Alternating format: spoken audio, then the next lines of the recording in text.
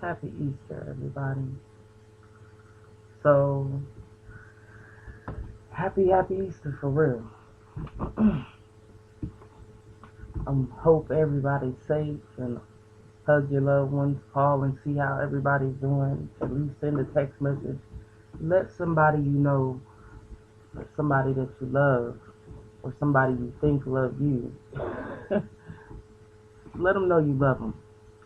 In order to get through the current tumultuous times, we are going to need love above all else. Let me put on a little bit of music because I don't like a dry background. I am very sensitive to things and bumps. So, um, let's get a little jazzy. I got some jazz tracks. Let's go a little jazzy. I like jazz on Sundays. Y'all like jazz on Sundays? I like me some good jazz on a Sunday. So we'll go here, but I think I got some slower ones too. So I like to review my music as I'm talking to y'all. I was reading a book. I done had like a million thoughts since I've been sitting here, and I had to put on. This is what I don't like about this. We're so hung up that I gotta put on a little something before I get on the camera, because really I just woke up a little while ago. I went down and made a cup of coffee. It take me time to get up and down the steps. You feel what I'm saying? I gotta try not to drop the coffee. So I hope everybody's showing kindness. Let's think about the aspect of the creator. Okay? Something created this shit, and all we got to do is protect it and respect it. Anybody that believes that they're like, I had a visit the other day. I got a home visit. I'm on home visit. I'm on the home visit part of life because I can't get outside. I tried. I tried real hard to keep getting outside, but baby, I have a hard time getting outside, and I have a hard time when I'm outside. And everybody see my struggle, but they don't feel my pain. You know what I'm saying? So, and it's two different things. And I never thought I'd have to get to the point where I had to tell people. Like, bitch, you can't see. I made a group called, it's on YouTube, it's on Facebook, it's called the Struggle Bus Retreats. Because it is when I was living in Arizona that I figured out that I think if you had to live like that, you'd have more respect for being homeless. If you had to live in the situations of homelessness that I have now experienced multi-state, okay? And if you had to live that way, you'd have a different perspective about being homeless. We might build different, if we actually saw and felt how that really is for people. It is not some cute stuff. It is a quite horrendous circumstance to be homeless.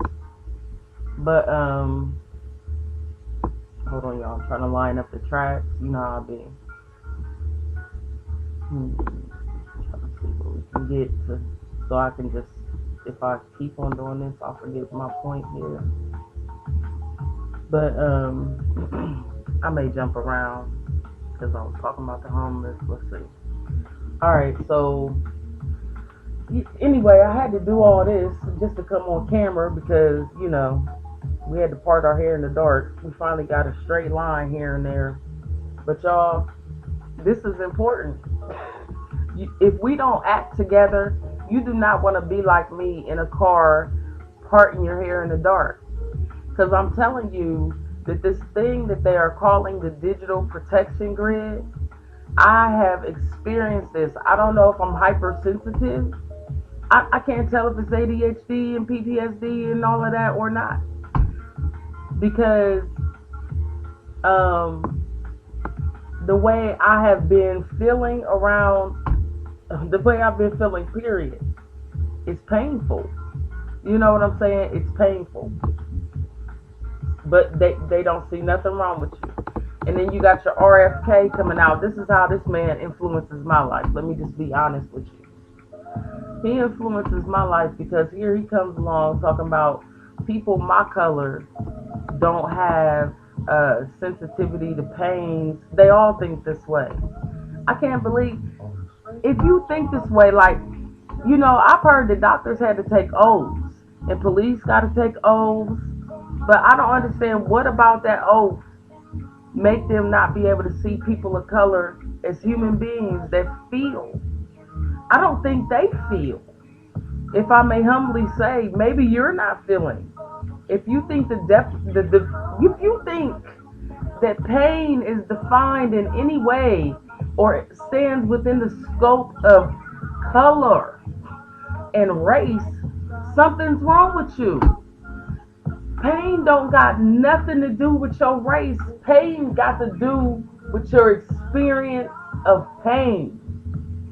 And what I have seen and experienced is that people who are dealt pain, something that's painful, now whether this pain is physical or mental or whatever, emotional, the younger they are, the more traumatizing that pain has to do with trauma, okay? Because I think it's the same almost, right? For me, that's what I'm thinking. But I think that the more that pain is trauma, I'm still trying to get these songs here, y'all. So, but then that is the circumstance where this person has now experienced pain very early in life. And that means that when you get 16 and you endure pain, you handle it different than those who haven't experienced pain that early. This is can I be the Department of Health and Human Services when we get this fucking shit back together? Can somebody call me up so I can get with the CRISPR machines and try to fix what's getting fucked up right now? Are we thinking this way as a people? We're going to have to at least rebuild ourselves. Because bitches, I can't even believe these circumstances and situations are. Hold on, let me get to my jazz songs and we're going to keep on rolling. I don't even know what this one was. Oh yeah, I did make that. I'm getting like Prince over here, like, oh, I forgot I made that. I don't know, but I feel like I found the secret to the secret sauce. Like, I feel like I've stumbled upon the secret sauce. But for the longest, I couldn't figure out how, like, really to fully craft a song. That's because I got the secret sauce. Everybody has a secret sauce. But anyway, I don't know, y'all. I don't know what I was just ranting about. Oh, look here. I might have been too far. No. See my stuff all over the place.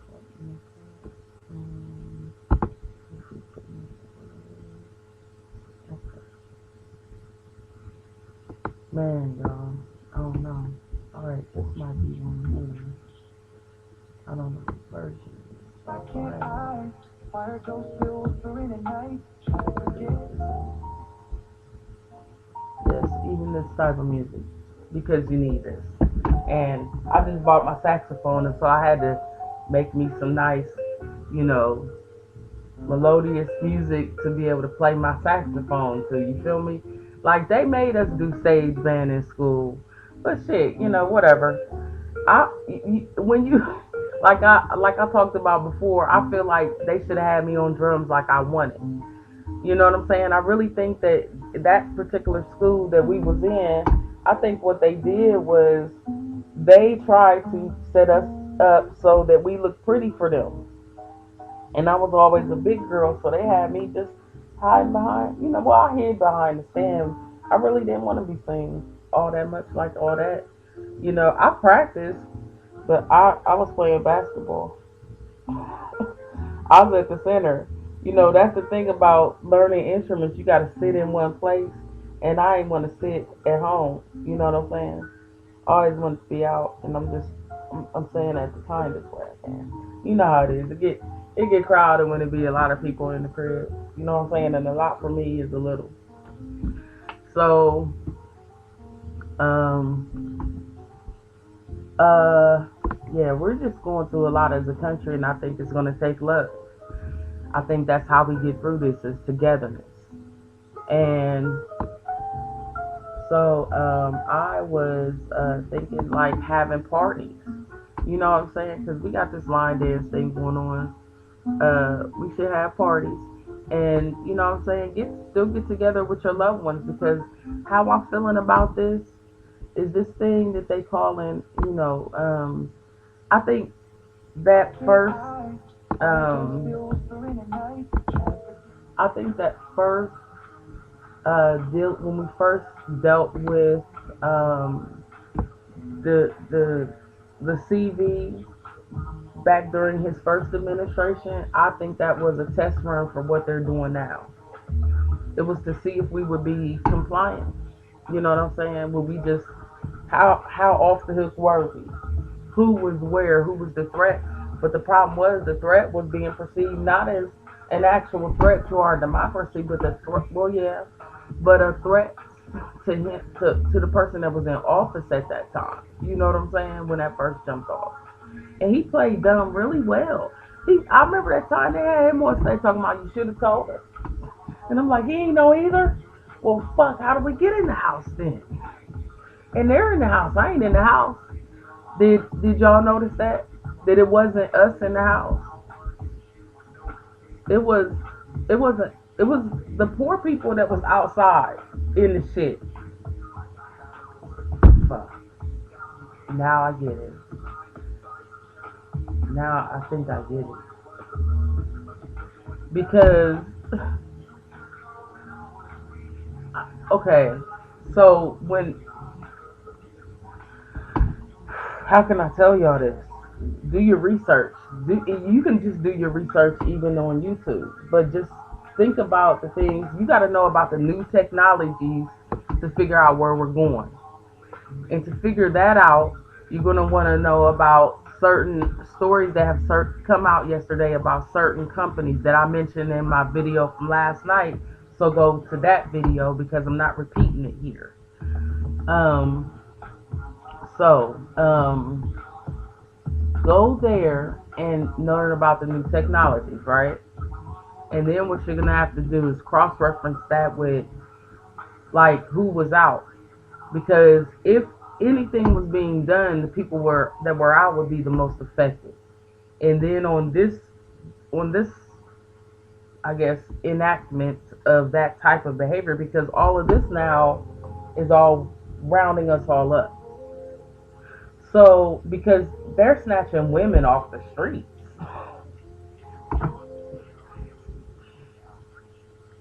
I don't understand why she was supposed to have to go back to somewhere, Vermont or something upstate. I didn't get that part. But to take a woman off the street, like, where are we going, man, with this? Who's the new threat? Are those people aliens or something and y'all scared to tell us? Because you gotta understand that if you can't prove that somehow these people is some weird people or something's really happening here, then you are, and okay, see, I can't get with it. I gotta stop myself right there. And I apologize. My disability is, I make excuses for people, I guess, or I accept bad behavior. I don't know what it, I don't know what I would call it. I can't surmise it into a few, words. But I have a lot of things. But I make excuses. Like I try to always see the good in somebody or what they're doing. But see, the downside is this, sir, affecting my life only. You may think we're like you may your people and your supporters may think that something's wrong with those people. But where I have to draw the line with you is you are destroying my ancestors and my grandparents, my like their achievements. You're erasing the history of my people, and we don't even like each other. So, and I'm still standing up for us. Like, you know what I'm saying? It ain't none of them here right now viewing what I'm saying. But that doesn't mean that because we haven't gotten along or because whatever. However, we've dealt with your shit. But so however we dealt with that, I don't appreciate the achievements of my people being erased. I really, really don't. I can't. I'm not gonna sit here and act like I do. You know what I'm saying? And that's what I'm tired of. I'm tired of acting like it's okay. See, we've been acting like it's okay. I feel like I've been acting like it's okay. It's okay for you to make racist jokes against me at work or say racist things about threatening my life at these jobs. That's okay. We walk around with this. And then I mean then y'all wonder why we won't go to your doctors. You part of a system that's helping beat us down. And then under these oaths of being doctors and being police, you somehow still are able to. That's one of the I don't know what they saying because I don't speak Spanish, but I can make Spanish songs.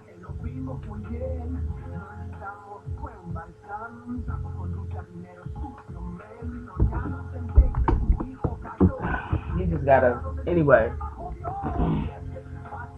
But yeah.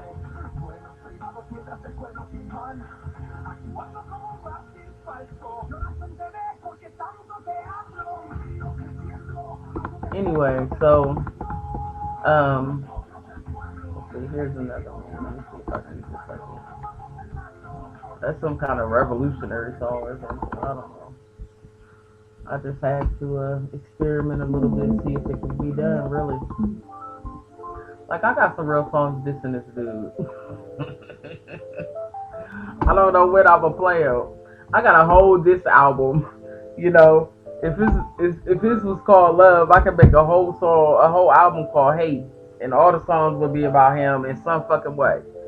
I could because if you're ever gonna express hate and love, which are supposed to be the same on some frequencies, the best way to do it is with some fucking beats behind you. Trust me that. That's how I feel about it. I'm sorry, y'all. Alright, so let me give you. I always like to give you some visuals because this is about visuals. Why not be, entertained a little bit when you look at the screen? This is something you can play in the background. You know what I'm saying? But I plan on overlaying my saxophone on all of these. And what I really want, if you feel like the type of person that would like to contribute to my GoFundMe or my SoundCloud so that I can get up and try to perfect my craft some more, because for real, like I said, this having a disability and trying to do this stuff is difficult, especially when you're in a system that doesn't want to support you and doesn't want to acknowledge your disability. You know what I'm saying? Like, I've been going through it, and I could never tell. Like, is it due to, is something happening in my life, like what these stars be complaining about now? But see, they're the ones doing it. Y'all know that shit is so deep. Like the stars be complaining they getting gang stalked. The first one that sticks out to me is that one dude that always that played the crazy guy on Men in Black. Okay, Dennis something or something. He was the first one that stood out to me that was saying the stuff, right? And I was sitting there like, man, like, and then it started to be like Cat Williams and Martin. You know what I'm saying? But I think and then like Prince was always on it to a degree, right? Like really to understand, to appreciate Prince's music more now, I need an overlay of him and his interactions or connection with Diddy. I'm really gonna need that. Um, but anyway, that's just to appreciate it more. And don't worry, y'all, I'm gonna get to Kim Porter's book. My intention was to do like a yes, this one too. I really look forward to putting some jazz like saxophone over this. But when I did this and it was around Christmas time. And I wanted a song that was gonna be something I could listen to, and just have like the snow behind me and really enjoy my time in the car because I was driving so much, you know what I'm saying? And I couldn't see y'all. I'll be starting off with the first song I wanted to play today um, was Two Left Contacts, which is getting some good. It's coming up quite a bit. Like I think Two Left Contacts is the thing out of all the years I've been on the internet trying to promote myself in any way. It is the thing that is reflecting the most plays. You know what I'm saying? Like I've never had almost 3,000 plays or anything, or the most likes or hits or shares even. I've never had 3,000 nothing, and it's almost up to 3,000. That's why I be looking at people's stuff like, hey, this nigga got 35,000 likes. I'm not buying shit. I can't afford to buy nothing. This is why you could look at my numbers and assume that they are real. And then when I do start being popular on anything, all of a sudden that thing goes away. I started being popular on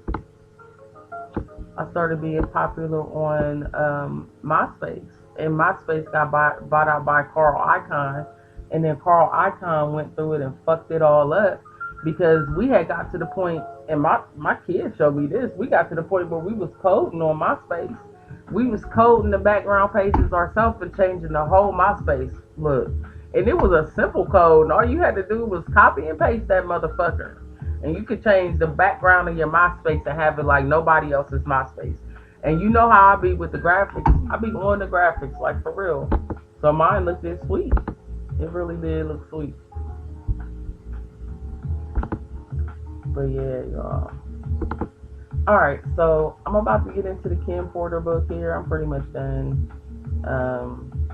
playing. Well, let me see if I'm gonna try to pull it up so it'll show on the on the screen so y'all can see this lady read the book.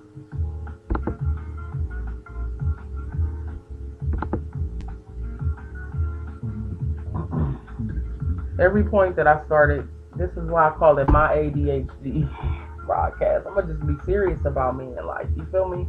Because I can't walk around acting like I'm like y'all. Obviously, I'm not. And maybe I never was, but I noticed it more. I noticed it more just when I started experiencing things people around me really wasn't experiencing. Like, seriously, they looking at me like, what the fuck? She noticing the helicopter. She noticing every this. You know what I'm saying? And that's because the vibration started bothering me, the sounds, the lights. I thought I was turning a fucking vampire. And here it is, I just got some kind of acronym. And I'm like, damn, that's all it was? Like, y'all had me freaking out because the information out there leads you to believe that something is happening in your environment, like it has to do with the digital protection grid being installed around you. Whereas I was just like, I didn't know what it was. Alright, y'all. Give me one moment. I'm just going to add this here. And then we are actually going to do this. Damn. We can't have two presenting. Damn, that's crazy. I can have two people, but I can't have two presentations. Let me see. Just can't see.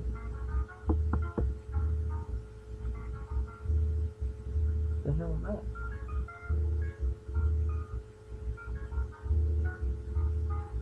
Nope, don't know what that was.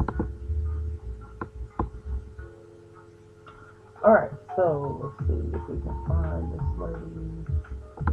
Alright, we're about to do something. Hang on. Because my computer's slow and old. It's like, what's that song? Let it flow. Let yourself go. Slow and low. My computer is slow and low. I'm going to call it slow and low. Slow and low. That is the tempo. Let it flow. I'm about to put it on here. Slow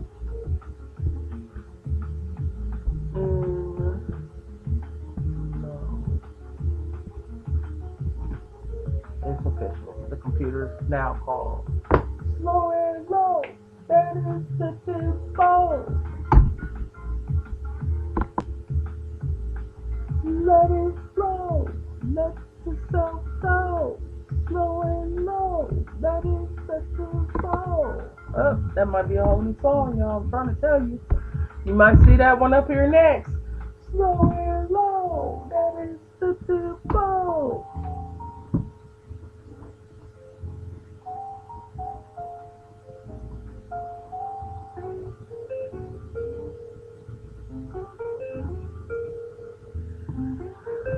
And I had decided also to go jazz because jazz is it don't have a it doesn't have really an age to it. I was talking I think in yesterday's video or one of these recent past videos how jazz doesn't really apply an age. I can tell all y'all is at church. I usually at least get one person in here. I ain't had nobody yet, but it's all good. That's one thing, you know.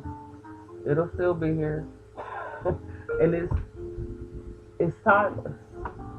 It's timeless because this case, if I talk about the Diddy stuff, oh, when I put the book up, this case is gonna take 4 years. I'm not lying. The case is gonna take a long time. It's already been a year. That's one of the years.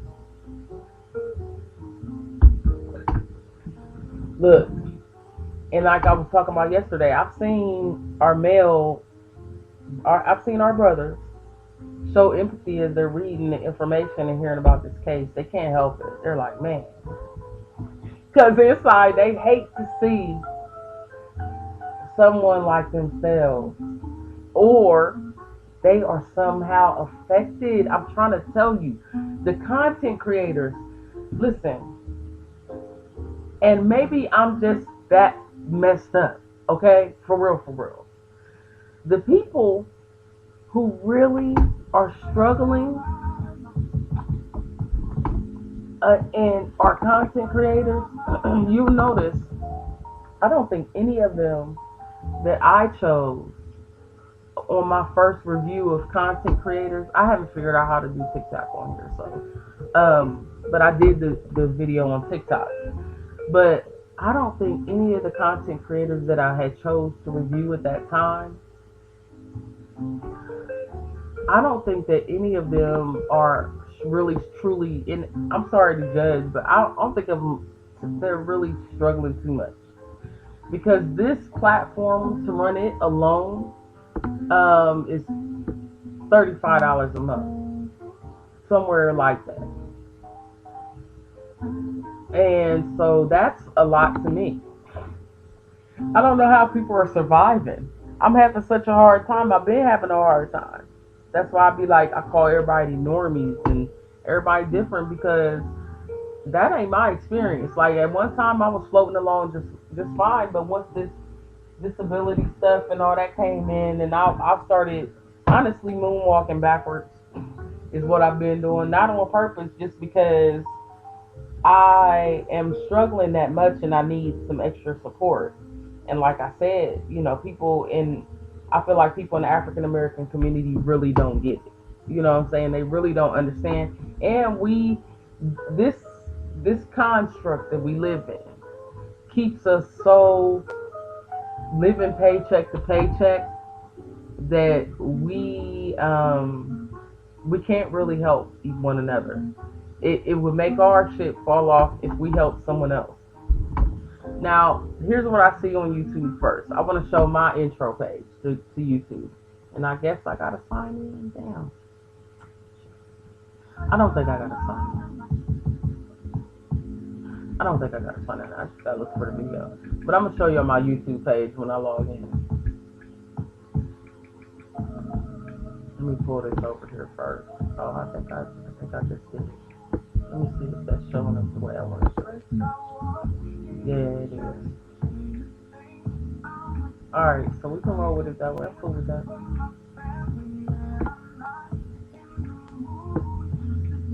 So I want you to notice,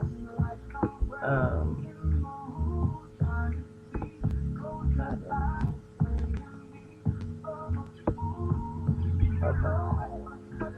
Now look at this. It's gonna move when I already. That's fine. This is what I'm seeing. Now here's the problem. Here's the problem with him. This one here, this guy, and the problem with the this guy, and the problem with these words. FI here, okay? Because these guys, you are these guys. So how the hell are these guys gonna investigate you, especially in the current circumstance? We don't look like this. Says we are not. Man, look, I always been taught to play by the rules, man. Okay, so all I'm saying is, in this case, how can the place you work for investigate you? In all fairness, so he's already got off with that. I don't know what these people have over these judges. I feel like it has to be something, because there's no way I can be a judge in this country without you telling me that this person is an outright alien of a species from another planet that intends upon destroying our whole Earth. That is the only way I would agree with you. And then I would make you prove it in court. Like, okay, we'll make them change. Make them change into an alien right here in the courtroom. That's what you would have to do to convince me that it's okay to take somebody. And then I'll be like, no, you need to call his planet up, and you need to tell them to come down here and get him, because he causing mischief, and we don't play that here. That is how my intergalactic Earth would work. But no, you are taking people, women also, up off the street and putting them in this Jackie Chan jail. And I'm saying, listen, you're gonna have to go watch them old karate movies to understand it, why I call that. Because I ain't seen never nothing like that since. I ain't never ever seen that in a movie like that. No, not what they showing on the TV. And then I said in my other video, why did he have the hat on? Why did he have the hat on and the shirt? It was too off-putting. It was too distracting. I think they doing something to the men's heads. I think they are the first guinea pigs for the chip implant. That's my overreacting, irrational ADHD, PTSD perspective on what the fuck. This guy right here is also supposed to be a CI. He the op. He is the op. He worked for the ops the whole time. How are they going to convict him? Something's going to go crazy here. But he's definitely goddamn guilty. He definitely is guilty. That's how I'm feeling about that. He's a guilty dude. In my own personal perspective, okay, and let me go find you a whole new banner. Let me get you a whole new banner, Pimpa. Hold up.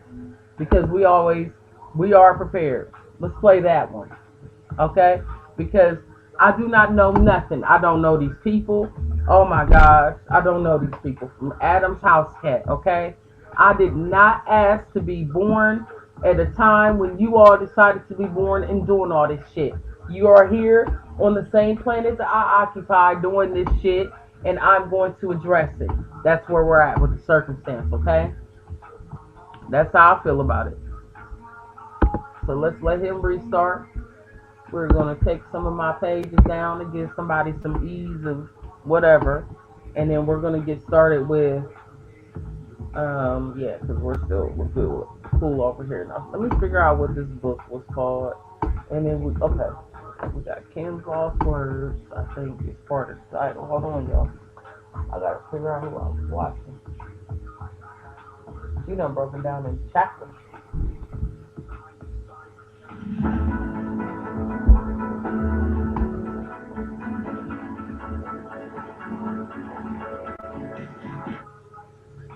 When I met Sean, he was cool. I didn't think much of him at the time. He was just another guy who, like, uptown was huge, and we were all living our best life.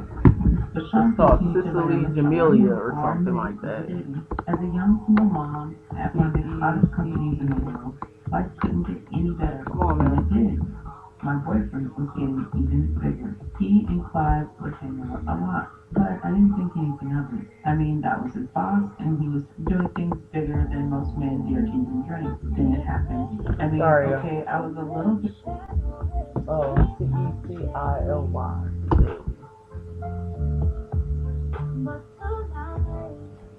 I'm tearing down the ties that keep me in this place.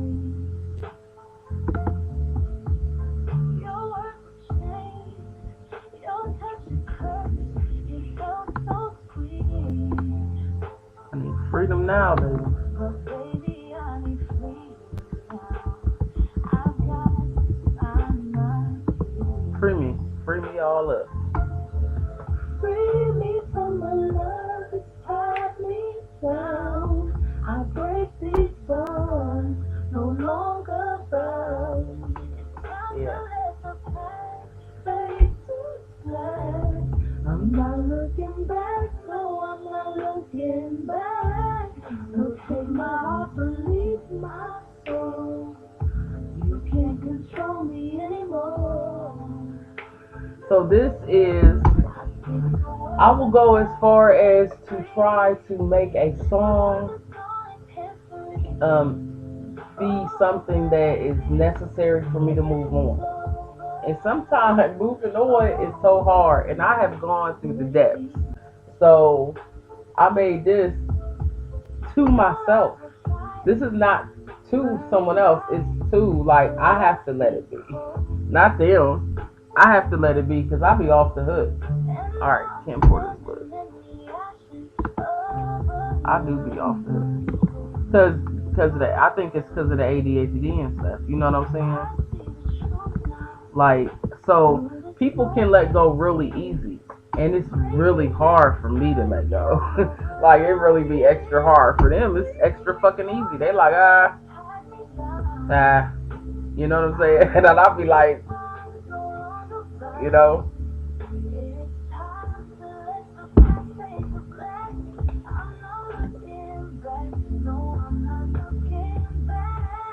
So take my heart, believe my soul.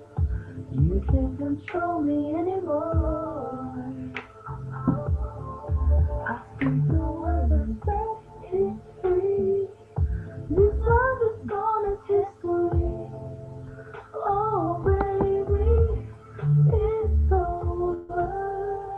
See, this is another reason my channel is for people with disabilities. So you gonna see the words on the screen. That's for your for your hearing impaired. You're gonna hear it. This will be for your visually impaired. And for you people who are emotionally impaired, I'm about to give you an emotional reaction to this book being read by Cicely Daly on YouTube. Now let me see if I can get that bird thing to play. Stop that. We'll go back and turn that on. Alright, hang on, y'all. And just I'm trying to do the setup here. Squeeze it out. And then we gotta give you some volume somehow. Alright. Some celebrities, performers, and events. I will be stopping to make commentary. This is why I put it up. Nature. At some point in the future, this information will be revealed to the public regarding Kim's sudden death and the mysterious illness of Elvis Shirley and Jamie Foxx. Evidence does exist that points to foul play and or poisoning. God bless importers and all of Sean Combs' victims, both male and female. Okay, y'all, here's a table of contents. Let's start with Chapter 1, Introduction. Soon after high school, I started landing modeling jobs. I couldn't believe it. It was all happening so fast. I met my husband. Please subscribe to Cicely D'Amelia on TV on YouTube. She did an excellent. Hold on, let me stop right here for the ADHD. This is why I decided to make this, okay? Because people who have ADHD, I'm sorry, let me hold on, y'all. I'm sorry to talk over her. Actually, I'm gonna stop and do a sound check and let her talk a minute. A man whom I Hold up. After I say but this. eventually fear and hate. I don't want to put the Okay. Damn it, I forgot. Let me let her talk and do my sound check, and then I'll be back. to everybody at something church. But I Happy will say, Easter. Everybody although that I couldn't knew get what was there, going on, this is I church. turned a blind eye many times. Feel me? I have to tell the This truth. is church. Unfortunately, Come on in. because deep down, Everybody, ushers, you don't got to even be here. Ushers, you do not have to collect money. But if people have something to donate to church, then you can go to the Cash App or the GoFundMe. I got my story right there. It's all real, dog. All right, y'all. I was born to loving parents, Jake Porter and Sarah L. Porter, in the Peach State of Georgia. All through Columbus High School, where I graduated in 1988, I knew I was going to be famous. In the 10th grade, one of my best friends, Tina, said to me, "You won't make it here in Georgia." I knew if I really wanted to be famous, I would have to leave my hometown, my home, Georgia. That conversation was so important as I look back now. It changed my life. I met Al while I was working in the industry. He was so dope and charming, and I had such a crush on him. We were married before I knew it, and Quincy was on the way. But I was young, and it just felt like See, it say it's live, but I don't believe it. It was a little heated between us after we separated. That's how I feel. But we got past that quickly. He is just a super dope guy and an amazing father. Though we separated, we are forever bonded through Quincy. Thank you, Al. I will always love you. When I met Sean, there's some churches up. I didn't think They calling it Resurrection Sunday. Guy at the label. Uptown was huge. The churches on YouTube is calling it Resurrection Sunday. There's Ebenezer ATL. Hold on. I just want to advertise some churches real quick. My cousin has a church. I just, can we take time out for the Lord? For the Lord, as interpreted by our familial and cultural pastors. I mean, okay, I was a little bit of a freak. I really enjoyed myself. We're going to take time out real quick, y'all. But I never imagined consider it a man a commercial. asked me to use a toy on him. I'm going to go back. I promise. Okay. So let's do. Well, actually, it might take a minute to get to my cousin's church. But there's a church on Facebook called. If I change the thing, then y'all know it's not gonna go like it's too much for me right now. All right. For some reason, I see a commonality of them calling it Resurrection Sunday and not just like Easter Sunday. I think maybe the black churches are doing it that way for a reason. So when I typed in on YouTube, I don't know what, I think I just went to my home on YouTube, but things that are not on my, wow.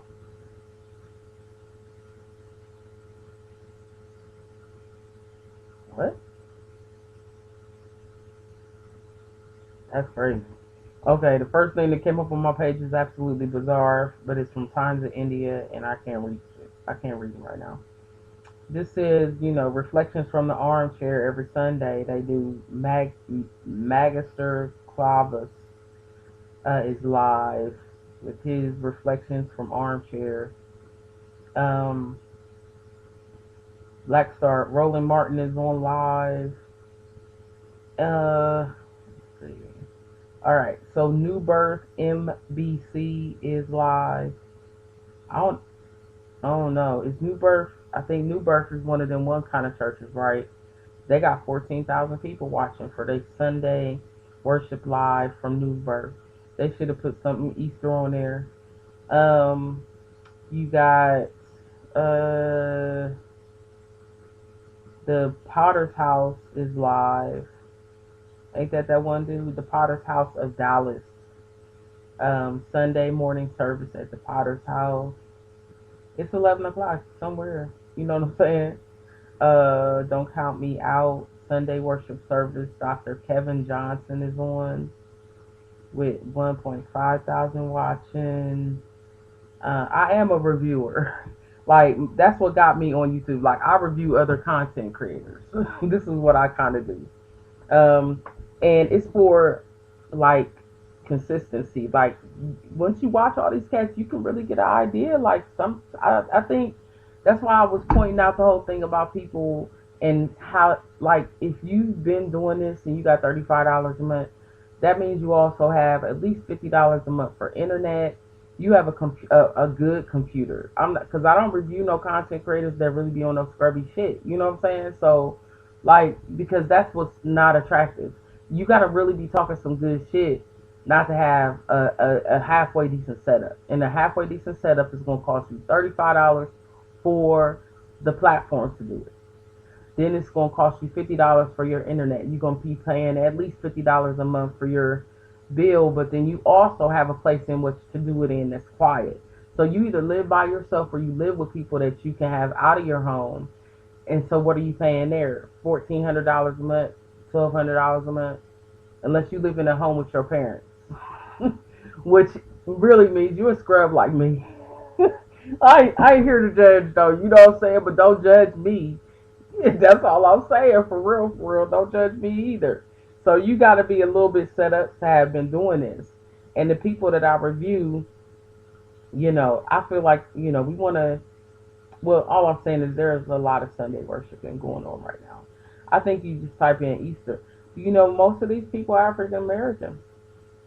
This lady got 30 people watching Bethesda Healing Center YouTube channel. So she got on so her people can watch. Let me see if I can get my cousin stuff to come up, y'all. Give me 1 second, please. All right, we're gonna let her read a little bit more, and then just I'm probably gonna put my cousin in the screen somewhere, and just use her for my commercials. That way, if you'd like to see her content or hear a different Easter message, feel free to do so. If you are a pastor and you like for me to share you on my page for Sunday, I can do so. Just reach out to me. You are getting more views than I would probably right now, but I can help promote you because it's about cross promotion.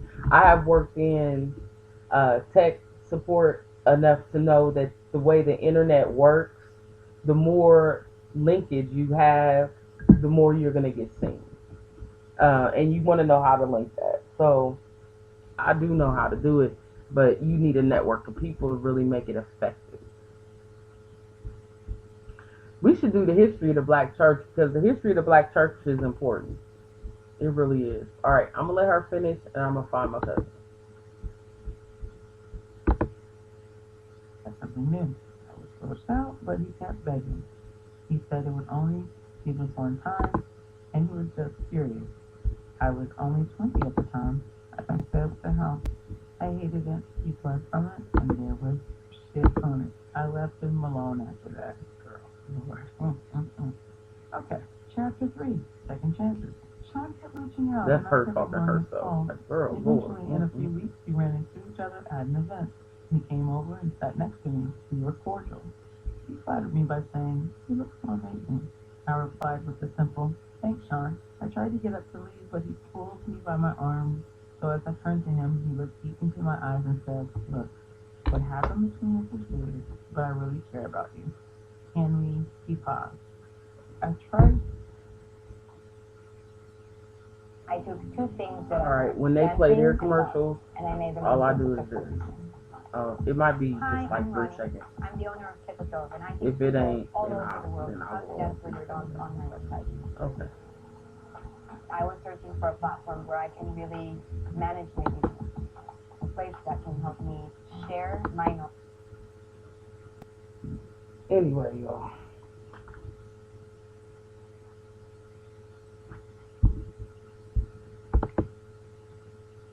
Can we? He paused.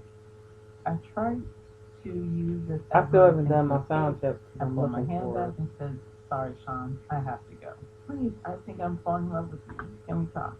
My breath was taken away. Did he say he loved me? It was so fast. I wasn't aware of this as his manipulation tactic. Not yet. God, I was so young and naive. He continued, "Let's just have dinner," and I fell for it. 2 days later, we went for a drink at a lounge in Lower Manhattan. The place was nice. Sean was really coming up and pulling out all the stops to impress me. He pulled out my chair for me to sit. Back then, he was always a gentleman. He smiled and he said, "Look," as he sat across from me. I hated it, and I never wanted to do it again. Give me another chance. Over coffee the next morning, I decided to give him another chance. For the next year and a half, things seemed pretty normal. It was fun. Things were going great, and we were living the dream that I thought I dreamt.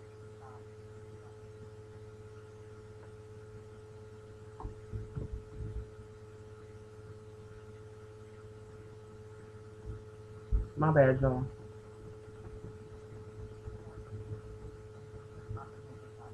Things could not be more amazing. Then he asked me to do it again. It was insane. Sean said, baby, I can't stop thinking about it. What the hell are you talking about? I responded. Sean continued, I just can't stop thinking about that night. It was amazing. Can you screw me one more time? Please check. I became infuriated. Why don't you just go to Clive? He's the one screwing you, isn't he? Oh my god. Then Sean hit me. This was the first time, but he slapped me hard. Before I could form words, he began to beg. I'm sorry. Holding my cheek where he hit me, I turned and ran off. That should have been it, but I guess I'm a glutton for punishment. He sent flowers and a bunch of expensive gifts. Then we bumped into each Okay, other I got at it. another industry This event. is the part where I kind of want This to was deja vu. stop. Started. Imagine running into you here. Get the fuck away from me, I forced out. He became more. All right, and the reason I want to stop here is because this is where he hit her. And as far as I can tell, this is the first time that he hit her.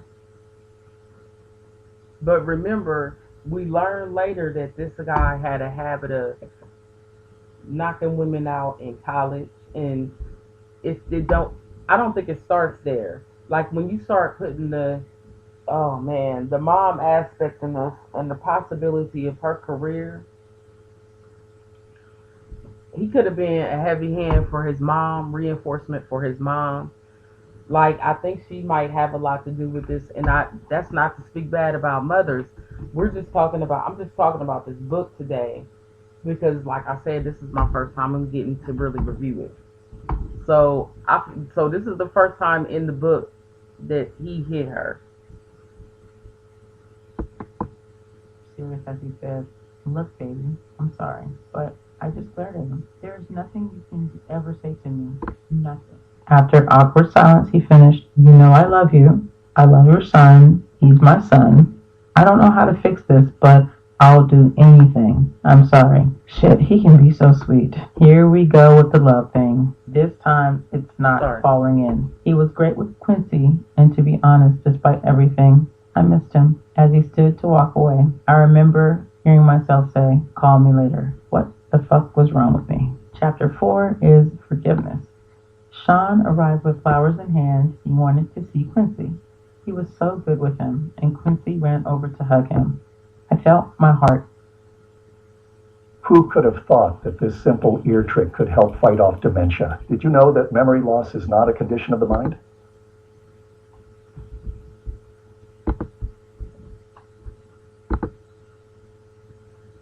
Sorry, y'all.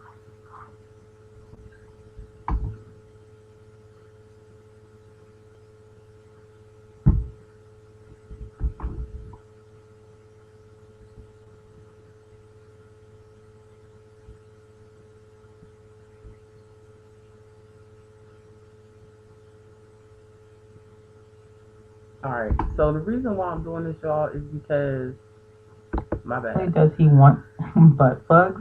He slapped the shit out of me. So what?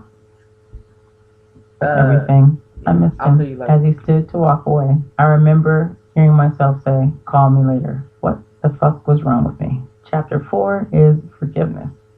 Sean arrived with flowers in hand. He wanted to see Quincy. He was so good with him, and Quincy ran over to hug him. I felt my heart melting. He asked Quincy, how you doing, Tiger? Quincy looked so innocent as he responded, I'm good. I miss you. Sean's response sounded genuine. I miss you too. We'll hang out tomorrow, okay? Okay. Sean gave him a little love tap on the butt. It's bedtime. Quincy replied, okay, good night, as he turned to head toward his room. Here was the man I fell in love with. But what was I thinking? Shit, not only does he want butt plugs, he slapped the shit out of me. So why am I still talking to him? They say love is blind, but is it stupid too? As Quincy left, Sean looked at me and smiled. Baby, let's go have some fun. The babysitter is on the way. I just want to show you a good time. I was so mad at myself for melting as I said, okay. We sat on the couch laughing, genuinely having a good time when the doorbell rang. The babysitter had arrived, and so we left. As we exited the house, a big man climbed out of the limo and opened the door for us. He wore a sharp suit with a gun, noticeably tucked under his arm. I thought to myself, could have made it invisible, or did he want me to see it? Despite my reservations, Gene was a sweetheart. He was very courteous and polite. As he tipped his head and said, "Good evening, ma'am," Gene drew a smile out of me as I responded, "Hello." Gene and I would see each other a lot after this day. Gene is the guy that you see speaking out against Diddy. He's been talking about that for years, so he is definitely an ally. Moving on to chapter 5, Sean kneels. The year passed, and thankfully, we didn't have many bad arguments. Although Sean was strangely getting into voodoo, he would put curses on people, and I wasn't sure how to respond to that craziness.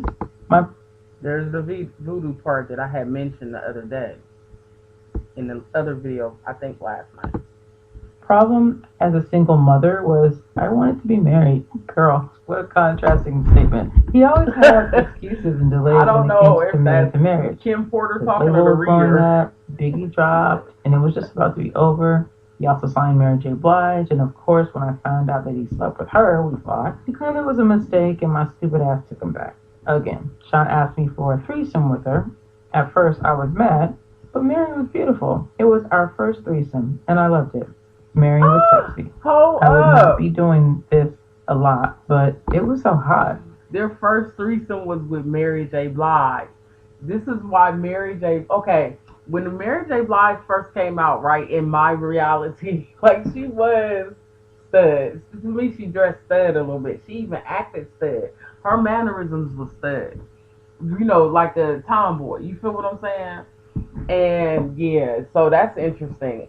So you be wondering, I'll be wondering, like, okay, in the video, you know how, because it was the video, whatever the first video was, where she was b-boy dressed, you know what I'm saying? I think that, wow, like, ooh, what if we'd have got the details? Okay, I'm sorry, because it's about the kids. It really is. I'm sorry, but just like if that was singular, it would be interesting to know. Backdrop. What's some details, girl? I was young and exploring my sexuality was enticing. I'll just throw in the allegedly on this because, whoa. Over the years, we brought other women into our bedroom periodically, and we were happy. That is until one day I came home into a situation that went from awkward to a nightmare. Quincy was with the babysitter, and Sean was sitting with Albie Sure at the dinner table. I had a child with Al, and Sean was... Do you have old pictures on your PC or smartphone? They gonna keep on doing that because y'all know what I'm doing.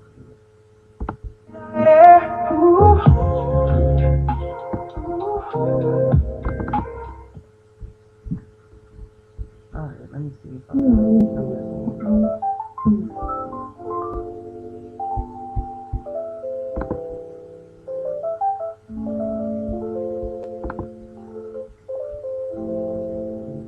I'll skip when I can.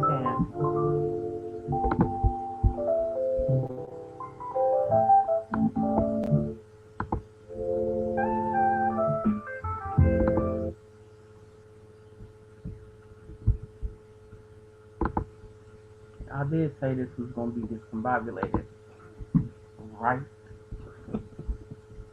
We done missed some words.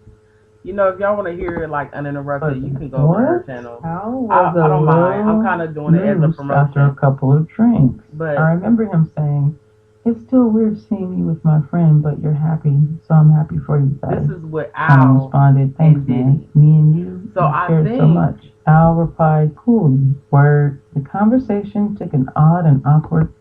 Look, so y'all know she got different people. I think she got different people, different parts of the book. I also think that if you upload the book into some sort of AI, that it will finish the book for you. Just because of what I heard other people say, I think it finishes the book for you. Like it fills in what's not there because it accesses all, it might be able to access all parts. Who knows? You know what I'm saying? It would depend on the AI. I don't know, y'all. All right, let's move on. Let her talk. Let her cook.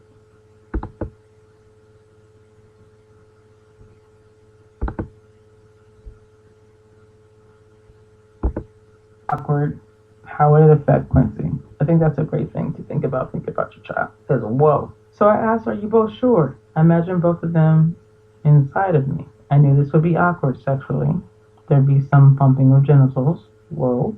But what happened next, I couldn't imagine in my wildest dreams. It says Al, and then there's like X, X, X, X. I couldn't believe it. I stood there in shock.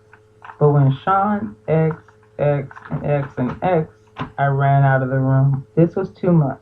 I couldn't. Sean called out to me, oh, come on, Kimmy. They didn't chase after me. They X, X, and X. I couldn't get the image out of my mind. They stayed in the room together. But that wouldn't be the last time I saw Sean in the compromising position. She said she ran out the not room. by a long shot. One day I found the vault where he kept all of his encounters with men. And yes, he kept a record of it. But that's for later. Pause. I do know or have heard, I'll be sure says that this has nothing to do with him. He has never been in that position. Okay, starting with chapter 6. She said she ran out the room, y'all. Called Biggie took over East Coast rap, and if she ran out the room, then they was in the room together, and that's why he wanted the book taken down. That had to be it right there. That orchestrated it. He hired I just people. never listened to this because I ain't having enough time, y'all. I was really trying to eat. To teach Chris how to flow and write lyrics. He hired the best producers to do the beats, although he took credit for them, and the music was unstoppable. At this point, Sean was sleeping with all the power players and everyone that wanted to do music, wanted to be a bad boy. Sean wheeled and dealed in a way that would have been unthinkable to many. He slept with guys that really controlled the music to stay on top. A lot of names average people have never heard of. These are the guys that make the decisions on who is winning and who is not. He hosted parties that were just fancy names for orgies, and everyone wanted in. When I met Tupac, Sean and I had an open relationship, and yes, I slept with Pac. He was sexy. Sean didn't mind, well, not until he tried to get Pac to join us. Pac was not good with that. This is where their relationship became strained. So Tupac, it sounds like, was with her, and that was the person she didn't mind. Because it comes out later that when he starts dating J-Lo, and then she wants to also date other people, that, boy, this is a big situation of your sperm's not getting along. Because y'all know that it's like 3 types of sperm cells, right? And so the ones that actually go for the football, go in to take the touchdown, those ones are not the ones that's like, you got some killer sperm cells too. And I think, within this young lady, and you're in her, anyway, this lady, both of them sperm cells was fighting inside of her, and they got to the point where they started fighting outside of her. One didn't want the other to be there. Okay? And it sounds like the interaction with Pac, maybe why Pac is the thin blue line, is because he was the first one. It sounds like he was the first one. No. Because he didn't never want. Oh, he was the first one that was inside of Kim, but also wouldn't also be inside of him. And maybe that's what really got him mad. Like, you ain't gonna give me the D. You gonna get the D to my girl. You ain't gonna give me no D. Like, for real. This man, because all his attacks, that at least the ones that have come out, like in the media and being read also on YouTube, those are attacks from people who either knew something or had said something about him being involved with Pac's unaliving. That's what I'm seeing here. Alright, let's move on. Pac wasn't going to accept Sean's advances. Pac was not gay, and he was pissed about his advances. We were all in Sean's house. I was drinking, they were smoking, and everyone was relaxing.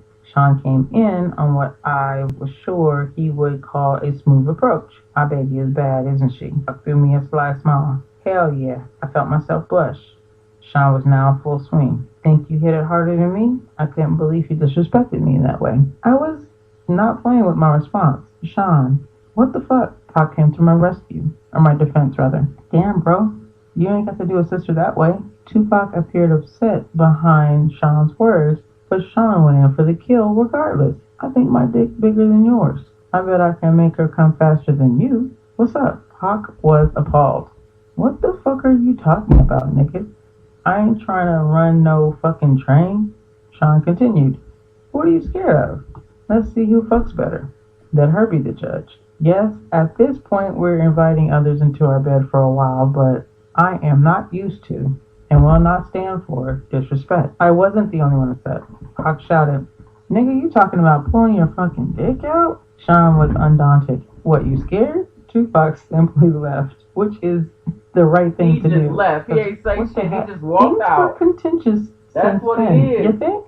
He like to control. Did he like to be control in the same people? room. Pac avoided Anybody me that as leave, much you as ain't he got no did fucking Sean. control over When they them. did bump That's what into that each is. other, the tension was palpable. It felt like blows could be thrown at any moment. palpable. Months passed with only the tension between them. It was uncomfortable, but nothing like life or death. Then one day, while we were at the studio, it happened. I walked into Sean's office and he was having the conversation.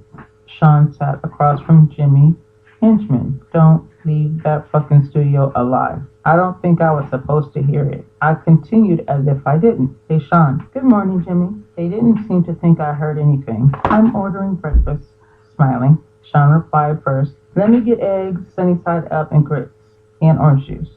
I could see he was hungover. Good. I don't want him knowing I know anything. He wanted her If to he hear just that put a hit because out on I Pop, think knowing he something also could be wanted dangerous. to have something Jimmy over her. apparently not hungry, Like, said straight up. nothing for me. As he stood up to As a exit the reason. room, he said to Sean, let's Okay, make that I think happen. in the back He of nodded his to me and head, said, just like Tim, most stupid always a gangsters, pleasure. But they winked to also me and a nod to Sean. He turned unalive the and lady walked they out. being Jimmy was with. a part You of know our what I'm saying? intimate Like, circle. oh, you got I to went go on to as the nothing was motherfucker. You did happening. this back to I'll me make the call now. back I in smiled as I 1932. left. I remember that time you I dropped the wasn't coffee. white as a sheet. People I wasn't crazy in the as hell. studio the night Pac survived being shot, thank God. From what I understand, Sean and Chris saw Pac at the studio You getting out? You out after there he'd getting been shot up and did over nothing. The way a God works, woman's after being shot, private Pac part. made it to the elevator Over and tried sex. to escape, Getting- but it killing stopped each at other the over floor sex. Sean This and man's Chris killing were each on. other, When the doors knocking opened, people off they saw over him sex. lying on the elevator floor, riddled with bullets.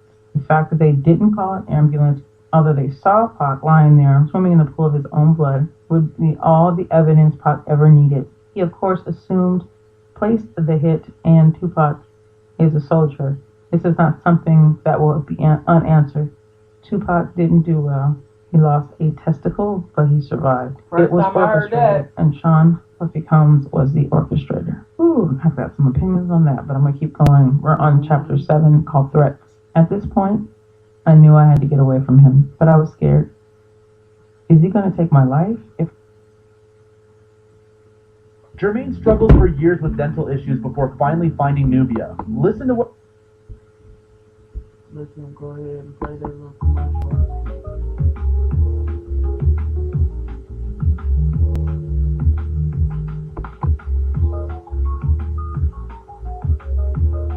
So yeah, y'all, just kind of reviewing the book only because, you know, I haven't had a chance. I never got a chance to hear it read straight through for me to form my own opinion. And I feel like this might be beneficial to people, you know, who have disabilities, who can't see it or hear it, because you can see it and hear it on my channel. But from somebody that's not trying to give all their whole opinion, they're just trying to read it.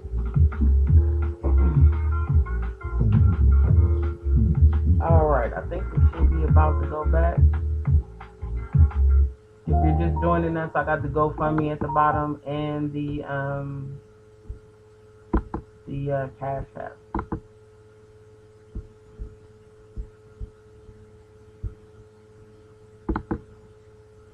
Alright, let's kick it.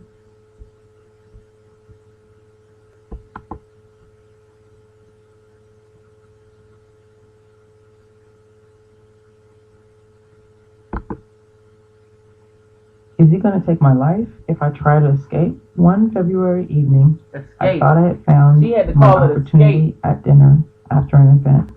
We were at a ritzy restaurant in a private booth. It was an exclusive setup. We were alone, but we were in public. Perfect. Sean was on the phone talking to an unknown listener as he sat down. His words on that call will be etched into my mind forever. We're gonna release Who Shot Ya now. He waited for a response, then went on to say, of course they gonna think B.I.G. was talking about pot. That's the whole fucking point. Nobody would give a fuck about this diss track against LL fucking Cool J. You know how much money we'll make with this kind of rap beef? Niggas battling after someone really got shot. This may not be the best time for conversation. Sean was finishing up. We drop that shit tomorrow. Listened to the phone and then responded. There's gonna be blood in the streets. Niggas missed. Pox alive. Let's capitalize on that shit. When he responds, it's gonna mean more money. He turned around and looked at me. Spoke back into the phone. I'll call you back. Then hung up and spoke to me. What's wrong? I tried my best to give a fake smile at what I heard. After all, me and Pac were intimate. I responded, nothing. Sean wasn't fooled. Are you sure? His demeanor was threatening, but I responded as cool as I could muster to his intimidating stare. Yeah, of course. He took my hand, saying, that's wonderful. He began to squeeze my hand until it hurt as he continued. Because seeing you walk in the office while I was talking about killing that motherfucker and you not saying shit to me had me a little concerned. His grip was starting to hurt badly. You're hurting me. As he continued, he squeezed tighter. Your pretending you don't hear anything was a sign of your loyalty to me, not something I should be concerned with, right? I had no choice but to give him the answer he wanted. I knew I was trapped. So I responded, of course I'm loyal to you. He then let me go as he responded, good, and remember, I'm a big dick. I snatched my hand back in pain. He smiled and said, let's start off with a good wine. He snapped his fingers and his favorite wine was poured for him. They knew what Sean wanted, and what he wanted he got. I'm trapped. I have to be strategic. It's going to be hard to leave the glamour, the glitz, the lifestyle. I mean, this man just snapped his fingers in one of the most exclusive restaurants in New York City, and they poured his drink of choice. The bottle of wine is $800, and this is $19.94. This list to get in this. See what I'm saying? She had to point all this out. You know what I'm saying? He's probably not as just a sign of his prowess or his domination or his exclusivity, but as a sign that she had just been hurt by him, kind of in public and on the low where people can't see or tell, but still they're at this place. And she didn't know how to get out at this point.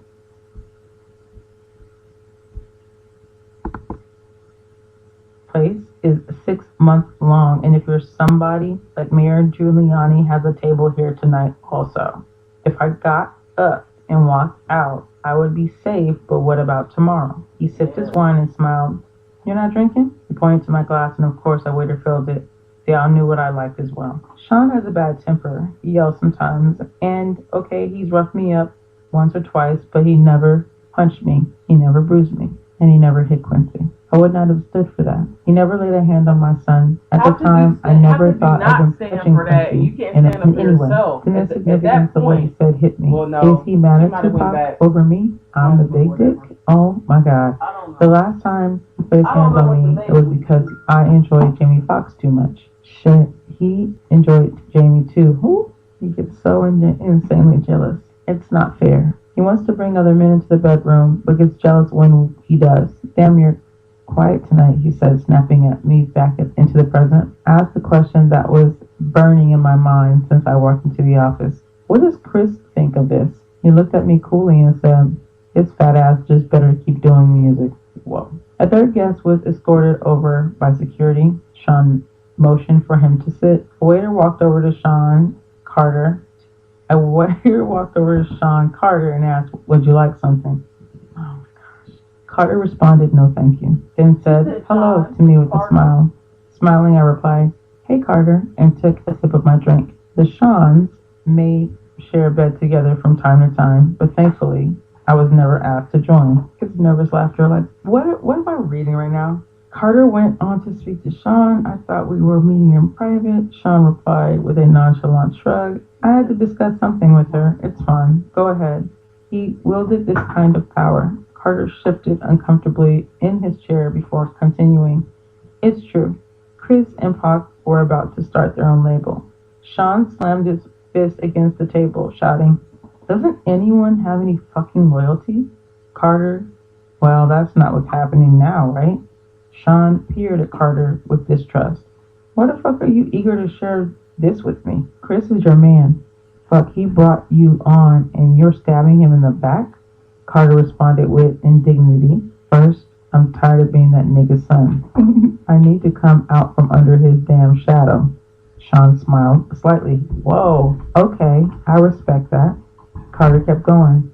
On top of that, this nigga is making that move, and it should be with me. Sean looked at Carter blankly. Pac put Chris on. You know this. What's this really all about, Carter? Don't fucking try to play me. The Jay-Z of today wasn't born yet. This young Sean Carter was in over his head. Cornered, he had to spell it out. I want a spot. Ambition. Now this is a man I can work with. Sean made a grandiose gesture towards Carter. Waiter, get this motherfucker whatever he wants. Carter smiled. Thank you. Sean responded. Honesty and ambition. We're gonna make a lot of bread together. Carter ordered a drink. As he stated again, guess he won't be leaving with that nigga to do their own label now. Sean responded with a normal air of arrogance. Why don't you just let me worry about that? I looked at this as my cue to escape. I told Sean, I'm going to go. When I started drinking warm water to They're help gonna me give me lose a weight, lot of commercials. my friends laughed They at know me. what I'm up to. But when they saw how fast I was changing, they started doing it themselves. Apparently, thousands of women are already doing this every night as they sleep by adding one unusual ingredient to a glass of warm water before bed. You've probably heard that as you get older. I told Sean, I'm going to go ahead and get back to Quincy. Sean was wrapped up in his conversation with Carter and barely noticed it as he excused me. Have the limo drop you off. We didn't eat. He didn't care. I smiled and kissed him on the cheek and left. Oh my gosh. I feel a tightness in my chest. This is, whoa. Alright, Chapter 8, Kadada. Actress, model, and fashion designer Kadada Jones was Tupac Shakur's fiance and the daughter of a record producer, Quincy Jones, and actress Peggy Lipton. Being around other celebrities was just a part of life. Meeting Kadada was just one of those events, and as time went on, we became close. We hung out together, went shopping, and so on. It was just about the same time that I met Kimora. That is something that I noticed about the content creators is they was reading this. They couldn't believe what they was reading as they was reading it. So if this is, I guess it's her first time reading it. Yeah, she like, what the hell? What the hell I just read? This is a good book. It's a 57-page book, y'all. Those were the days, or so I thought. We always had girl talk, and the fact that she was dating someone I had previously been with wasn't a source of contention. We didn't get jealous of each other. It was just girl talk stuff. No, I did not become intimate with Kadada. Kimora was too jealous for that. Yes, Kadada knew about Kimora, Sean, and I all being together sexually. Of course she did. We shared that kind of thing. We were open and honest with each other about almost everything. A true friendship, except I couldn't be open and honest about everything. Not anymore. Sean made sure of that. Kadada and Pac were the greatest couple. He was always so cool and yes, sexy. She was so beautiful and fun. Before all the tension and beef, we used to all hang out together, and it was always dope vibes. But Pac's shooting and the suspicions surrounding Sean and Jimmy, the vibes between Kadada and I weren't always perfect. Then came that night. Award shows weren't anything new for us at this point. We were all dolled up, and the men groomed. We didn't choose what we wore. A stylist prepared our color palettes, a makeup artist did our makeup, and hairstylist did our hair. That's just the way of things. We shared the best stylist in the business. Sometimes we would all go to the studio for an event to get our measurements taken, but this time Kadada seemed different. I felt like something was wrong. But when I probed, she wouldn't say anything. Then the day of the event was here. We would all see each other inside. Even though Sean was my man, as far as props, I had nothing on Kadada. Being Quincy Jones' daughter had perks, and superstardom was among them. Pac wasn't fair. She saw us, she came over to our table. She sat around kicking it in a very dope vibe. Sean knew he was going to clean up in this award show. He had all but taken over the East Coast musically. With all the hits, there really being no way he wouldn't. Bad Boy is a Hall of Fame stuff now, and Sean P. Diddy Combs knew it. Sean smiled at Kadada as she sat at our table, but something about the smile didn't seem authentic. Soon I would know why. He's sick when he has a grudge against someone. As she sat, Sean said, Bad Boy is gonna clean the fuck up. From his table with Faith, Chris replied, Hell yeah.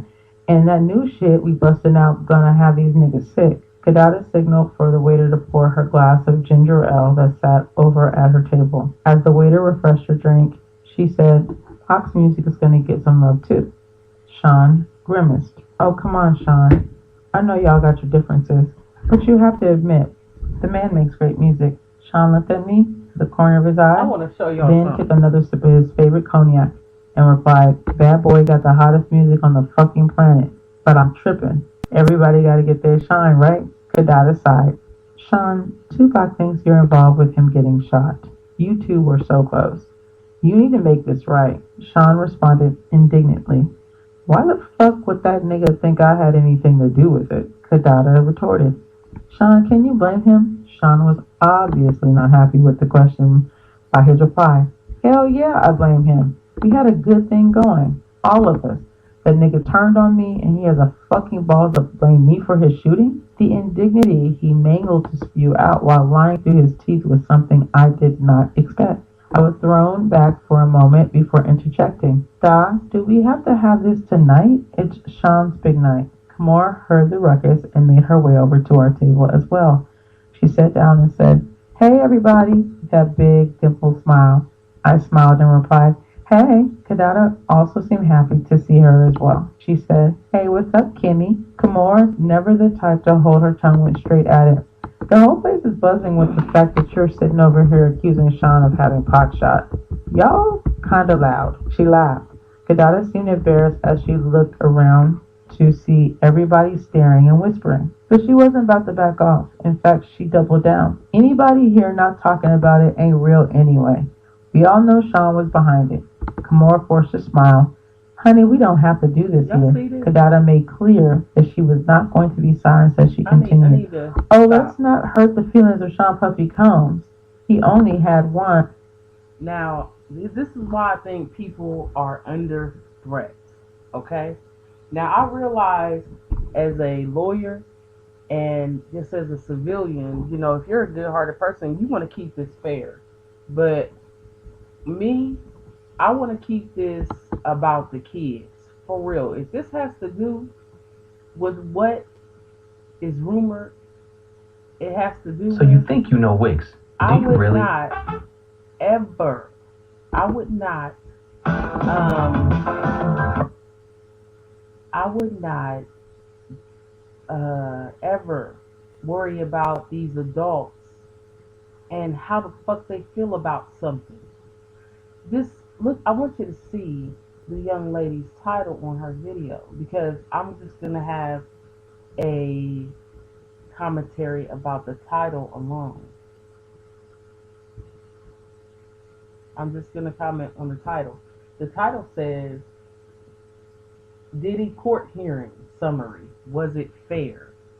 Now, I'm going to tell you once again that up until the time that they started sending these private investigators out to the content creators' homes, up until that time, everybody was totally against, like everybody was almost convinced that this man was a piece of trash and whatever the fuck this justice system was going to do to him, they were okay with that. Once private investigators started to be sent around to their homes, they all got real iffy. They had like a 6 or 9 panel little video live, I believe, about each other. I mean, about everybody talking about it. You know what I'm saying? And this was after the content creators. After the private investigators went around to the content creators. What also happened at that time is the blow up of Jaguar Wright against Lamisha Fuller, Adria, and Courtney Burgess. And Todd, what's Chris Todd? But Chris Todd, and it all looked like leveled shit, meaning it all looked like they were all part of the same group, but they represented different levels. Lamisha Fuller and Adria were bottom level. They were, fish food for these guys. You know what I'm saying? But like Chris Todd wasn't gonna have Jaguar going off on him like that. He stayed. He got in and got out. He said what he had to say, dropped and got out. And he got it with another egomaniac on their channel, and that's who let him talk the most. Because when the egomaniacs talk to egomaniacs, they have one great conversation about being egomaniacs. This is all a matter of perspective. I see and hear perspective in this story, just like I see and hear perspective. Hold on. So this is the title that I'm talking about right here. She's a good content creator. I hope that she is doing this for the purpose of like her perspective. But the title says a lot. Because the title says that it says, was it fair? Is it fair, hypothetically, if this is being done to people? Is it fair that it's being done? Is it fair that somebody puts something in your baby oil and you don't know, in your drink that you don't know? Go over to Rotten Mango and watch their video about the water and how over in one of the Asian countries they were putting shit in people's water. Now, I want to address the Asian country thing too. Because here's another video, y'all. You got to understand what time we live in right now. Here's another video. Okay? That I would want to say something about. And this is one of my favorite content creators too. But I need you to understand the play. See, we are always easily distracted. Because I've been wanting to address this. You got to understand when it's playtime and when it's not playtime. And right now, I don't think we're in playtime. I don't think there's any room for anybody to be playing right now. Most thing you don't want to play with is your finances. You might need every dime in order to survive this. Right now is not time for Hermes. Because Hermes don't got nothing to do with protecting you against the digital protection grid. It just doesn't. Hermes doesn't have anything to do with that. Gucci ain't got nothing to do with you feeding your kids. The only thing you need to be buying from China is survival products. And you'll be lucky if they get here, because here's another one of the stories. I'm gonna let her cook a minute. And I said in my first, see, this is a distraction. I want to keep. Let me remind y'all that one of the reasons why we're in this is because people who are from countries who make this, okay, that's their country of origin, I think. Even though they could have been birthed over here, I'm not sure. But this might be the country that we think that people who look like them would come from. Those people and people who are currently running the administration and taking all of our monuments down, those people and those people got together and decided that we should not be able to attend school under a preference, because we've been having a hard time. So somebody made an accommodation for us to get into school so we could, because obviously nobody would have had to make a concession about us being able to get into school if we were able to get into schools. You don't go and create something when there's no need. So there was obviously a disparity. somebody went and made something so we could also, be inclusive.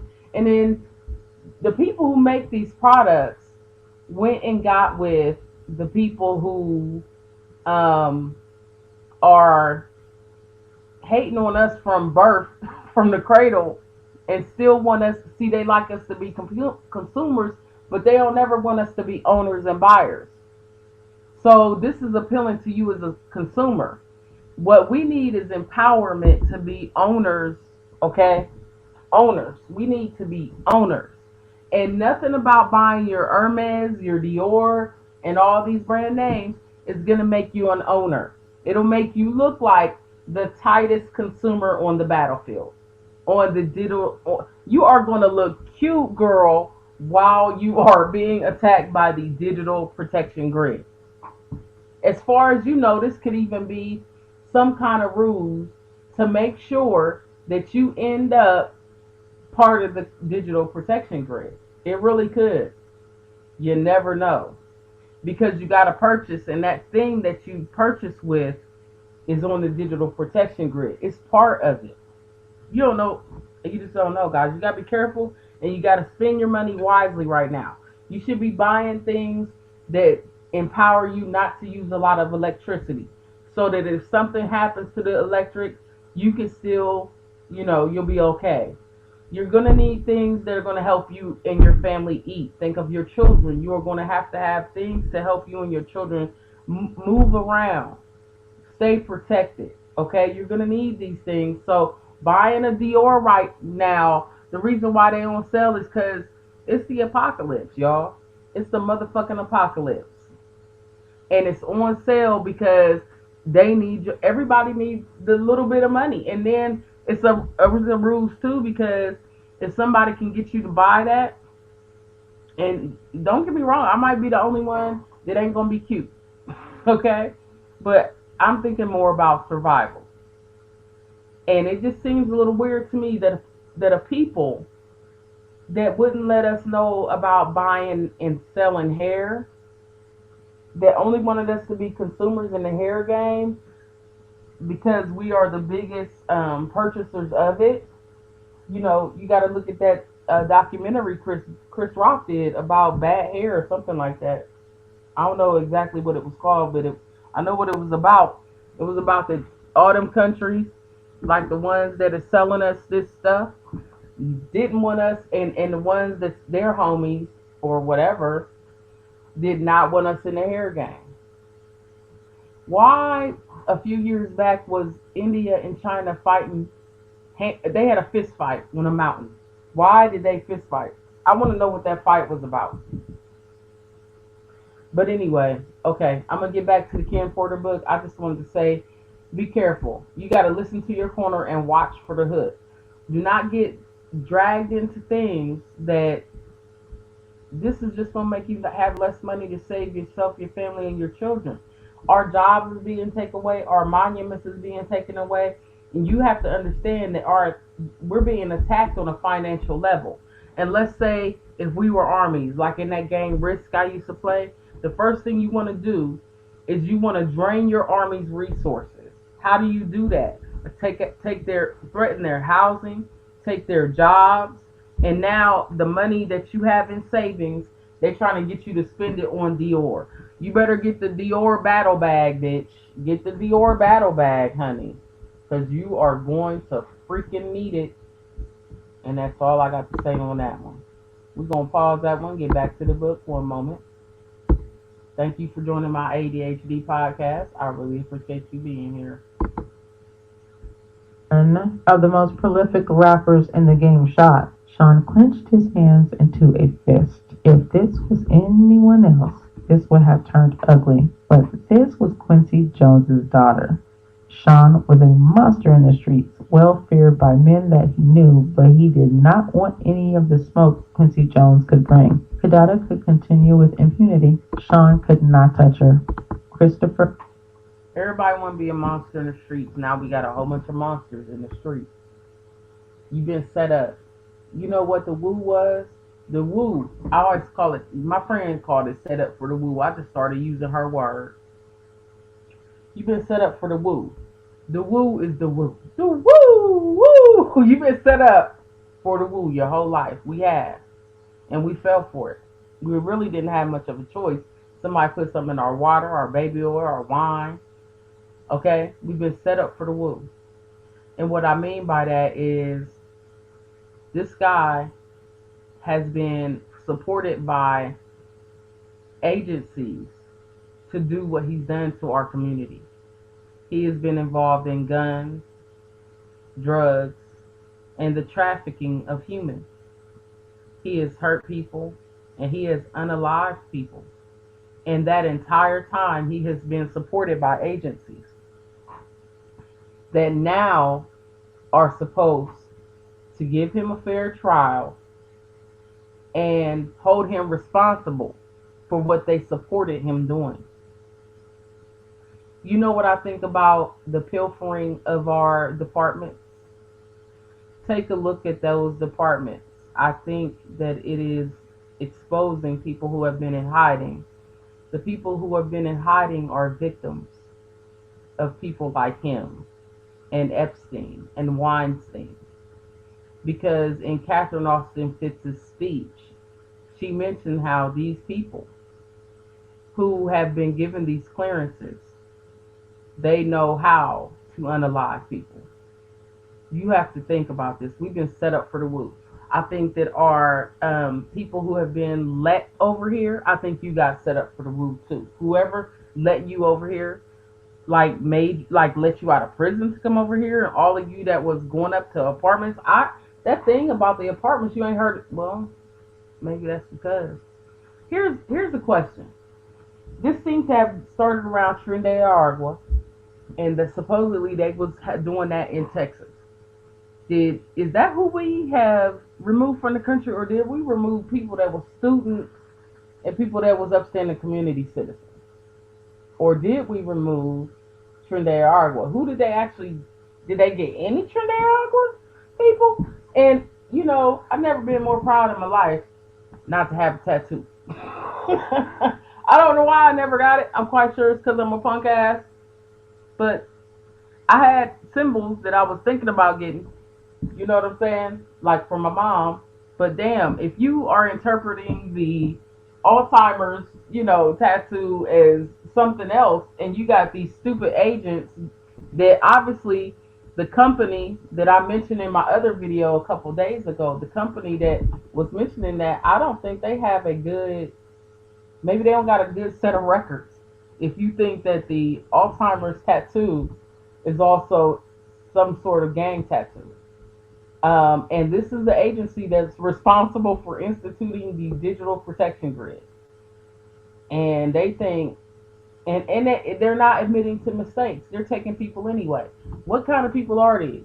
First, yesterday they were saying, when I started saying, that these are people that are telling on people, it seems personal. It seems like of the people that supported this guy, his real core team, they have a hotline that they can call the phone number up and say, you know what, this person did this, and they just coming to get them without thought, without question. They coming right away. That's what it looks like to me. I don't know if these people have been on a watch list. From a video that I saw yesterday, it seems like that's how it's happening, and that's very sad because basically that leaves room for personal favor. I'm in your group, or I went to your golf club, or I'm a rich person and I think that this person is a problem, and actually they just really they bumped into me while I was shopping, and I want you to get them out of here. Yesterday's incident that was in PA that I kept trying to reference, I think it was where that man was in a truck and he was talking to them people, and he told them to get out of here, you have N-word. And my thing was, I think when they talk out loud, especially when they're upset, I think they represent a global thought. And so my thing is, they think they're half N-words, and they're putting them in El Salvadorian prisons. Honestly, without much thought, without any due process, which our government does give to everyone. And the Ukrainian lady, she don't even know how our government works, and she is a senator. How did she get there? See, we done let them buy their seats all the time. They are a corrupt. I think we have corruption in our halls of justice, in our halls of legislator, in the executive branch. I think we have some injustice. I think we have some no good people up there. It's just my personal opinion because this does not seem like something that is new. This is not something that's new. People have known about this. This is a carefully implemented plan. The skeleton for this plan has already been set in place. It seems like for quite some time. So that's why if you just are seeing this, see, I talked to somebody the other day and said, if the person in the pulpit isn't addressing how to protect yourself in this circumstance, doesn't understand that we are in a state of emergency as a people, then he needs to get the hell out of his pulpit because you are doing a disservice to the people because something is going on. And if you can't address it in our churches and try to help your congregation, then you are no better than any of these politicians because they are not helping their constituents try to help save themselves either. Ohio is a Northwest Territory state, and they honestly seem like the SS to me right now. So a while back it came out that in Ohio they had like kindergarten programs where they were teaching a Yahtzee. They were teaching a Yahtzee instructional format. And then I didn't think nothing about it, but now I'm like, oh yeah. Well, I guess if they teaching their kids in a school type environment about Yahtzeeism, then can you imagine how? Because it didn't come out about Massachusetts was doing that. I hear Oklahoma was doing that. Ohio was doing it. That means you got a lot of Yahtzees here. I'm sorry, y'all. I don't know what happened there. Oh, yeah. My bad. All right. Well, I'm gonna bring it to a close just to like get it an even clip because also this has to be processed and I need it to chop up right. So you can go ahead and like finish listening to the book if I'm gonna finish listening to it and I'm going to, if something stands out, I'll come back. But other than that, I'm done with it. You know what I'm saying? I'm done with it. You should check out her reading because it's important. Like it was important for me to hear it uninterrupted because I didn't know some of these things, and that means some of the content creators that was reading, I was either because I think I listened to a couple people, different people try to read it, and some people's breathing patterns is just too much for me, and I can imagine I'm a lot for them too. But this is my ADHD channel. They had their channel already. It's all good. You know what I'm saying? All right, everyone. Have a great Sunday. I'll probably be back on later live. I'm just doing live because I can. That's all. I'm just going live because I can. And because I want to promote my music. And it's always good. It's Easter. If you have like Easter tracks, feel free to send them through. Love to have them. I have a podcast too. So my podcast is icebeats.podomatic.com. Let me just add that here. I'm gonna make an outro video, but I haven't had time. Like my stuff is always crashing, or I'm always up and down, and I'm sorry, it's just how my life is. You know what I'm saying? I'm not apologizing for life, but I wish I could present it to you in a better way. This is just the best I can do right now. Man, that lady's scary.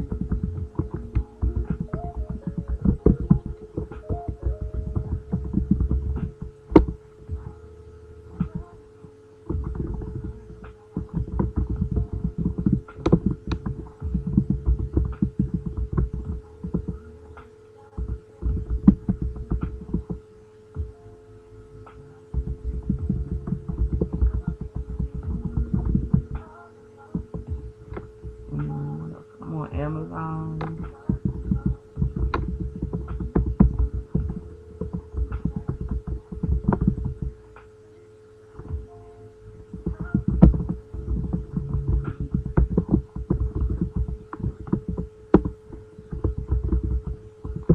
Alright, so this is just a little bit for you. If you want to look me up online for music, feel free. Hold on, I wanted to play this one song I had made because I haven't played this one yet, and I really liked it, but it was scary. Like this is how scary I am. Like I wouldn't play it because I kept going through over icy bridges. Like Pittsburgh scares the shit out of me, man. Like oh goodness, it has just way too many bridges for my nerves. You know what I'm saying? Like oh goodness. Like didn't y'all watch Saturday Night Fever? Like y'all got too many damn bridges. All right, this is my closeout. This was a song that I could never listen to while I was in Pittsburgh. I'm walking on this icy bridge. The cold bites deep, it don't forgive. Every step feels like my last. Memories of you, they hit so fast. You were my light and the dark. The only one who healed my scars. But now you're gone and I'm alone. Lost in a world that's turned to stone. You were my home, my only way. Now all I see is shades of gray. Dreams we built are out of reach. Frozen under this cold, cool breeze. I'm standing on icy bridges where the love we had still lingers. The frost burns through my aching soul. Without you here, I've lost control. This family of babies cry. Now all I want is to say goodbye. These icy bridges call my name. Love the fire that floats my flame. I see your face in every star, but none of them can touch my heart. You were the first thing to feel so right. Now every day is endless night. We plan a future, kids and more, but that dream shattered on the floor. I give it all to hold your hand, but I'm sinking deep in this frozen land. You were my choice, my only prayer. Now the winter wind is all that's there. Every promise we made feels lost, carved in ice, but at what cost? I'm standing on icy bridges where the love we had still lingers. The frost burns through my aching soul. Without you here, I've lost control. The family of babies cry. Now all I want is to say goodbye. These icy bridges call my name. Lost the fire that froze my flame. I was nothing before you came. A shadow lost in endless pain. You were the spark, the flame, the light. The first thing ever to feel so right. Now I'm shattered just a ghost, clinging to dreams that hurt the most. If I could trade my life for yours, I'd cross the ice and I'd endure. But without you, I'm just a shell, a lonely heart in a frozen hell. I'm standing on icy bridges where the love we had still lingers. The frost burns through my aching soul. Without you here, I've lost control. We dreamed a family of babies cry. Now all I want is to say goodbye. These icy bridges call my name. Love the fire that froze my flame. The ice is cracking under my feet. Your love's the one I'll never need. If I could turn back time, I'd try. But all that's left is this frozen sky. I'll let the icy bridges take me home, a place where I'll no longer feel alone. All right, y'all. Thanks for listening, and have a great Easter Sunday. The beats don't stop, y'all. The beats don't stop, and neither should we.